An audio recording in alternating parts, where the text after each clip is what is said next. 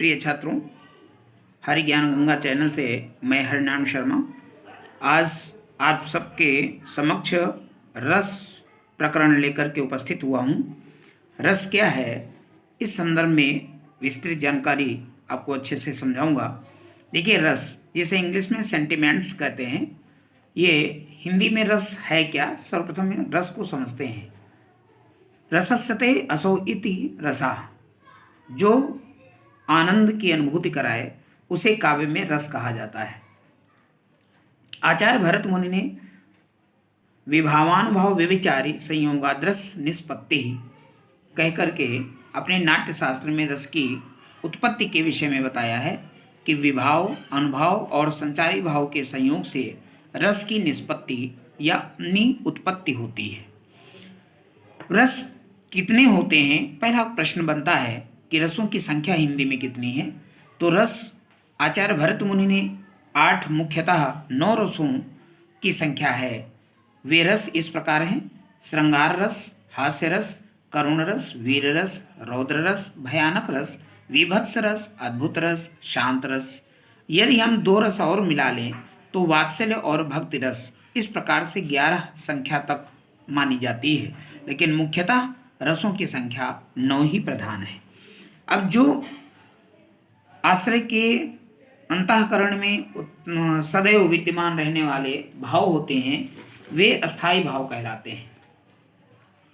उन अस्थाई भावों की संख्या भी जो है, जितने रसों की संख्या है उतनी ही जो है अस्थाई भाव भी होते हैं। यानी श्रृंगार रस का स्थायी भाव रति, हास्य का स्थायी भाव हास, करुण का स्थायी भाव शोक, वीर का स्थायी भाव उत्साह, रौद्र का स्थायी भाव क्रोध, भयानक का स्थायी भाव भय, विभत्स का स्थायी भाव जुगुप्सा या घृणा कह सकते हैं, अद्भुत का स्थायी भाव विस्मय, जिसे आश्चर्य कह सकते हैं, शांत का स्थायी भाव निर्वेद, जिसे दूसरे शब्दों में शम कह सकते हैं, वात्सल्य रस का स्थायी भाव वत्सलता और भक्ति रस का स्थायी भाव रति, जिसे अनुराग, भगवत विषय का अनुराग दूसरे शब्दों में कह सकते हैं। इस प्रकार से प्रिय छात्रों, जिस पाठ्यक्रम के अकॉर्डिंग रस तैयार करना है उतने रस तैयार करेंगे। इंटरमीडिएट के लिए मैं बताना चाहूँगा श्रृंगार, हास, करुण, वीर और शांत, ये 5 रस हैं। इनके लक्षण और उदाहरण आपके कोर्स में पूछा जाता है, जिसे अभी अगले वीडियो में हम समझाएंगे। केवल इंटरमीडिएट के लिए वो 5 रस होंगे। यहाँ सभी छात्रों के लिए पूरा चार्ट के माध्यम से रसों को एक्सप्लेन कर रहे हैं। श्रृंगार रस पे आते हैं तो श्रृंगार रस को मुख्यतः 2 भागों में विभक्त किया गया है: संयोग श्रृंगार रस और वियोग श्रृंगार रस, जिसे दूसरे शब्दों में विप्रलम्भ श्रृंगार भी कहा जाता है। इसी प्रकार से वीर रस के भी 3 भेद किए गए हैं: युद्धवीर और दानवीर तथा धर्मवीर और दयावीर। इस प्रकार से वीर रस के 4 भाग होते हैं। यदि हम देखें तो वात्सल्य रस में भी मुख्यतः 2 भेद किए गए हैं: संयोग वात्सल्य और वियोग वात्सल्य। अब आते हैं कि रस के अंग कितने होते हैं।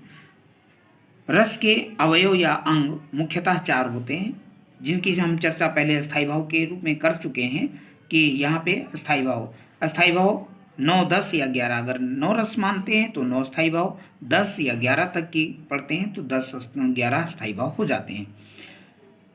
अस्थायी भाव है क्या? प्रत्येक सहृदय यानी व्यक्ति के हृदय में हमेशा जो विद्यमान रहने वाले भाव हैं, लेकिन वह सुषुप्तावस्था में पड़े रहते हैं, उन्हें अस्थायी भाव कहा जाता है। विभाव क्या है? जो कारण अर्थात व्यक्ति, पदार्थ या परिस्थितियां आदि दूसरे व्यक्ति के हृदय में अस्थायी भाव को जागृत तथा उद्दीप्त करते हैं, उन्हें विभाव कहा जाता है। अनुभव विभाव इस प्रकार से 2 भाग हो जाते हैं: आलम्बन विभाव और उद्दीपन विभाव। आलम्बन विभाव क्या है? जिस व्यक्ति अथवा वस्तु के कारण कोई भाव जागृत होता है, उसे आलम्बन विभाव कहते हैं। इनके पुनः 2 भेद होते हैं: आश्रय और विषय। आश्रय जिस व्यक्ति के हृदय में भाव उत्पन्न होता है उसे आश्रय कहते हैं, और विषय जिस वस्तु के कारण आश्रय के चित्त में रत या आदि स्थायी भाव उत्पन्न होते हैं उसे विषय कहा जाता है। अब उद्दीपन क्या है? उद्दीपन ऐसे स्थायी भावों जो स्थायी भावों को उद्दीप्त करते हैं, उन भाव को उद्दीपन विभाव कहा जाता है। अनुभाव क्या है? अनुभाव जैसा कि शब्द से ही स्पष्ट होता है, अनुमाने पीछे उत्पन्न होने वाला भाव। विभाव के बाद जो भाव उत्पन्न होते हैं उसे अनुभाव कहते हैं। ये अनुभाव मुख्यतः दो भागों में विभक्त है। दो प्रकार का होता है, कायिक जिसे अतनज अनुभाव कहा जाता है, और दूसरा होता है सात्विक जिसे अयतनज अनुभाव कहा जाता है।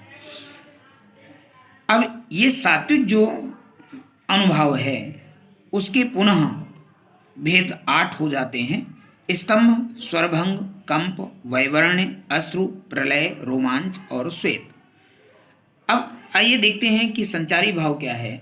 संचारी भाव जो सहृदय के हृदय में सदैव भाव विद्यमान रहते हैं, लेकिन क्षण क्षण में उत्पन्न होते हैं और समाप्त हो जाते हैं, ऐसे भावों को संचारी भाव या दूसरे शब्दों में व्यभिचारी भाव कहते हैं।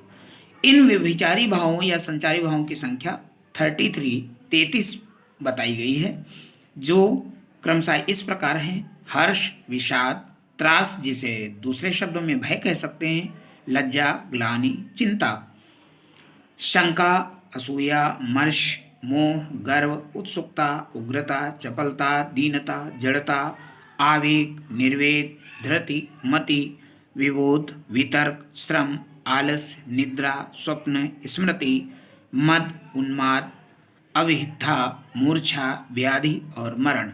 इस प्रकार से यह 33 संचारी भावों की संख्या होती है। तो प्यारे छात्रों, आज हमने आपको रस के चार्ट के माध्यम से रस के प्रकार, अस्थायी भाव और रसों के अंगों पर मैंने चर्चा की है।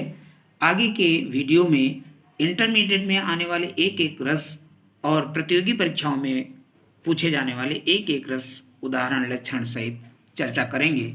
यदि यह वीडियो आप सबको पसंद आया तो इसे सब्सक्राइब करें, लाइक और शेयर करें, कमेंट करें, ताकि हम अगला वीडियो और आप सबके लिए महत्वपूर्ण उपयोगी बना सकें।